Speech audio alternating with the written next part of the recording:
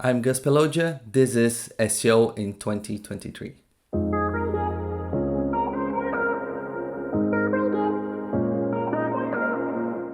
Gus, what is your number one SEO tip for 2023? My number one tip for SEO in 2023 is to actually spend more time getting buy-in from stakeholders when you are executing your projects. Okay, so why is this so important? I think this is really important because in SEO, there are so many directions you can take, and they're not as clear as they would be with some other channels, right? So if you're doing a commercial for TV, everyone understands what it is.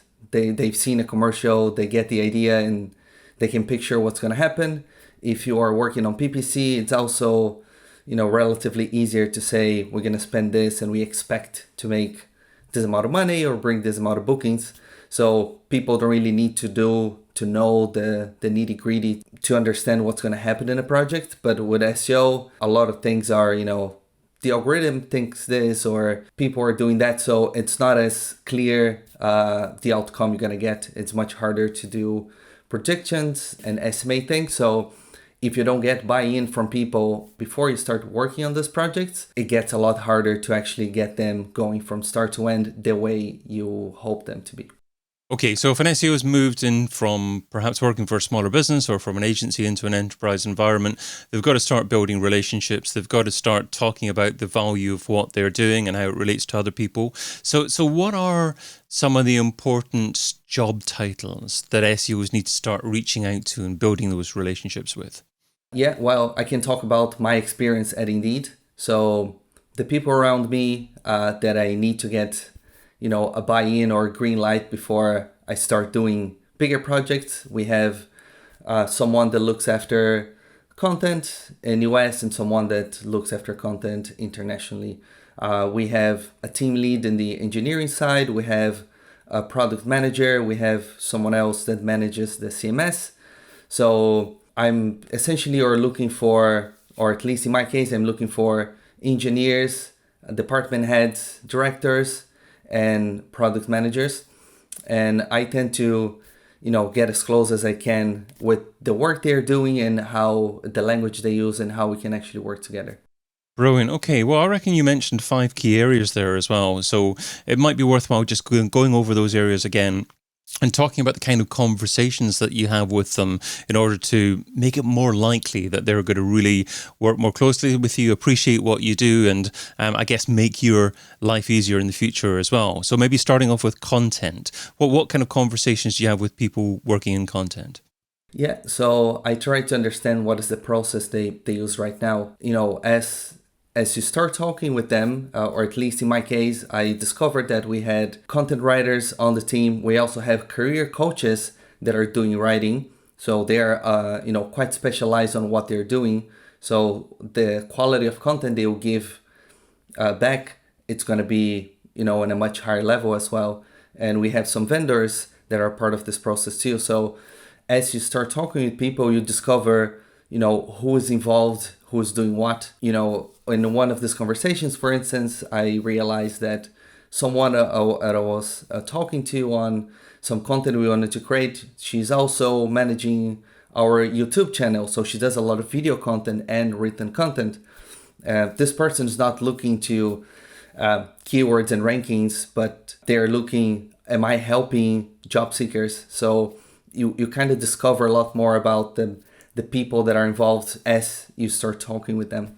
So out of interest, how does she actually measure that? Is it about the looking at the audiences and the analytics on YouTube to see who's watching the videos? Yeah, certainly. Like she's going to look into analytics, and of course they're looking to who are the people that are coming to the website. But I can, come with a list of keywords or a cluster and say we need to cover those areas.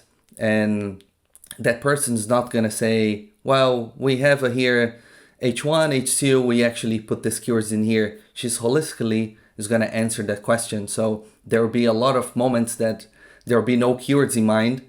That person is writing fully with the intent of helping someone who is looking for a job or someone who wants to get better at their job. And we can come back and do some SEO behind it and see if there's some other areas that weren't covered. as part of this content, but a lot of this is not written with SEO in mind. And honestly, I think it's a very good direction to go these days, as Google's a lot smarter to understand, content, context, what is being answered, and so on. So it's very interesting to have these conversations with different people, and you kind of stumble upon different types of solutions that are sometimes already happening. You just didn't know about it. Great. Okay. And one of the key takeaways from there, I think, is understand their objectives, understand what they're trying to achieve, and then have an open conversation about how you can help them achieve what they want to do, as opposed to just speaking about technical SEO and making them feel bad about the fact that they haven't incorporated cool keywords into their content. Just really understand what they're trying to do, and they're obviously doing a great job creating content that resonates with people. So it's about tweaking rather than completely changing what they're trying to do.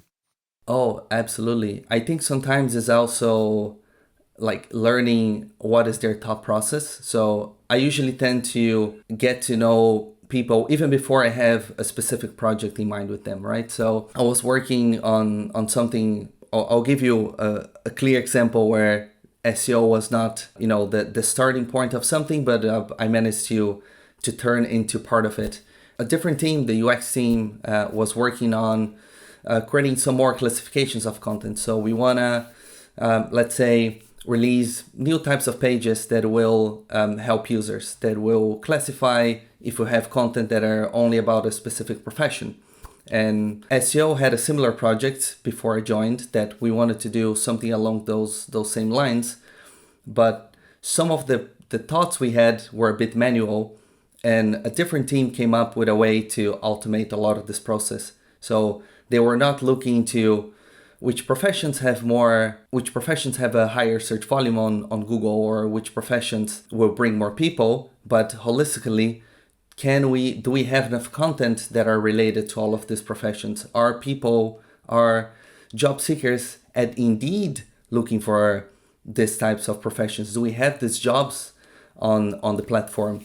And, I would love to lead that project, but once I got to see what was on the table, it was clearly that SEO wasn't really the right owner of this. The thought process that was already put behind by a different team was way more advanced than what I would have thought. So I just joined forces. And I think this is a very important part of getting this buy-in on a lot of projects. Sometimes you can be the lead on something. Sometimes you can just join something that is already in motion because perhaps someone else owns this or knows this a lot better. Something simple. Maybe you want to release, how long it takes to, estimated time to read, 5 minutes, or you want to release a table of contents or something that is like, there's some SEO reason behind it, but SEO might not be the best place to actually start with this. We can get the benefit from it. We can give an input, but there are other people and other teams that will know this a lot better. So it's about knowing, not having the ego that you should own something or that, SEOs know best, but actually partnering with people that are already owning that project, people that perhaps are the ones that you would have to get the buy-in from, but they already did that hard work for you, or they already did for different reasons, and you're just joining forces on something that is already in motion. And I guess the same principle would apply to having conversations with heads of product, because ideally you would start to understand what's coming down the line in terms of new product, and maybe consult to them and assist them with a bit of phraseology or targeting. Is that right? Yeah, that is absolutely right. I think it's very you have to be smart to join forces in all of these projects. Some of them will be relevant to you, some might not be as relevant. So you need to also measure, what is the impact that is going to have for your team and your product. So yes, I join forces in every opportunity that I have. Another example was we were doing some work on page speed, and there's an engineer that it's not part of my team. I don't talk with him very often. I just saw that there was a ticket with his name and he was leading this project. So I dropped him a message and he was available for a chat maybe half an hour later. Mm-hmm. And On that half an hour that we were on the call, I think we built a very strong relationship because I had a lot of thoughts for things that were already in motion and I could just support the project. So there were some hints that maybe certain pages weren't performing well because reasons A, B, and C. And I could come back to him and say, hey, I believe that you're right. I can get the arguments for you to prove that this is the right way to go. Or maybe not. I might do the analysis and realize that it's not. But, there was already a project. It was already discussed on a different meeting with different people. And I was just, giving a little SEO touch. And I can, claim all the benefit. I'll give credit back to this engineer, of course, and this team. But I can say, look at all the results we're getting in SEO because of this project. Now, obviously, in a COVID or post-COVID world, there are more people working remotely. In that scenario, is it more difficult to build relationships with people on a virtual basis?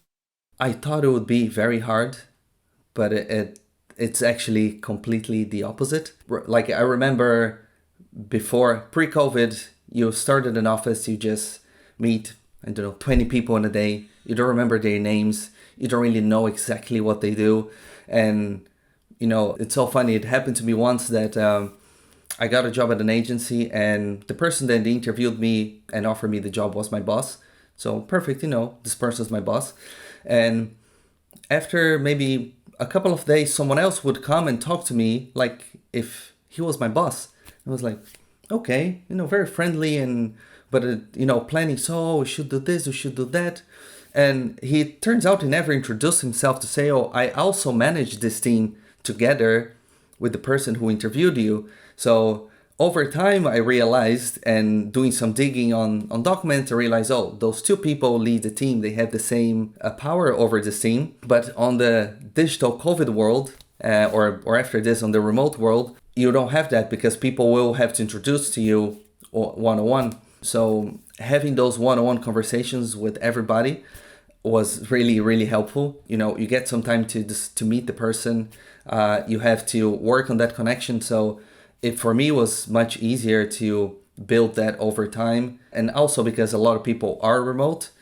So you don't have too much of the friction, right? You have, I never had to deal with there's a bubble here and then I'm outside the bubble. Everybody's kind of outside. So for me, it was much, much easier to build these connections, book calls with different people, just introduce, myself, understand what they're working on. And, often I don't really have a project to work on together, but I can picture that I might have in the future. So if this person already knows who I am and I start suggesting things that I could do for them, that makes this whole initial connection, this networking much, much easier. Now, I'm sure you've encountered a situation where someone has either not believed in the value of SEO or just not had enough time to talk to you because they didn't really, value what you were likely to input into the situation. So how do you go about persuading someone to partner with you when they're not that keen to begin with? Yeah, I actually had a situation not long ago talking with one engineer, and I wanted to do something that I thought was very simple. And for him was like, oh, this is very complicated. We need to rebuild a lot of things. And it was just like a kind of almost a plain no. So I already had discussed this with different people before, different stakeholders, and they were on board. So instead of just having the conversation, next time I came in with a spreadsheet and I wanted to show this is what's happening. If we don't do this, this is the problem that we are having. And a conversation that I thought would be, again, a very difficult one turned out to like, oh, okay, I get it now. I think I have a direction for it. And turns out it was an easy solution. So we managed to put that in production in around 2 weeks. But I needed to come ready for that next conversation. So instead of just saying, well, I talked with A, B, and C, and they're all on board, so you have to find a solution, I came in with a spreadsheet and I was showing those are the things that are not working. If we keep the way it is, this is what's happening right now. This is the amount of money we are losing. And then the conversation was very different. So sometimes it's about maybe changing the argument or preparing a little bit better for that conversation. So in that case, we have recurrent meetings. Instead of coming in with a list of things, I decided let's just discuss this one today. This one is very important. I rather get this one done instead of talking about 10 things and maybe not getting the really important ones done. So you've certainly shared what enterprise SEOs should be focusing on in 2023. But now let's talk about what SEOs shouldn't be doing. So what's something that's seductive in terms of time, but ultimately counterproductive, something that SEOs shouldn't be doing in 2023? I think we shouldn't believe too much on AI content. And this is not just because of the Google helpful content update, which everybody got really scared about, and conversations they had with SEOs. They kind of made it sound that it was going to be really, really big. And turns out up until now wasn't really. So I don't think this is that much of the future. You might use for some bits and pieces on your content, but I wouldn't really trust to just run websites on AI. I don't think you're going to get really good results. And regardless of Google being able to identify all of that, I think there are a lot of chances of things going wrong than, instead of things going right. Gus Pelogia is SEO Product Manager at Indeed, and you can find him over at Pelogia on Twitter. Gus, thanks so much for being on SEO in 2023. Thank you very much, David, and see you guys soon. I hope this was useful. Get your copy of SEO in 2023, the book, over at SEOin2023.com.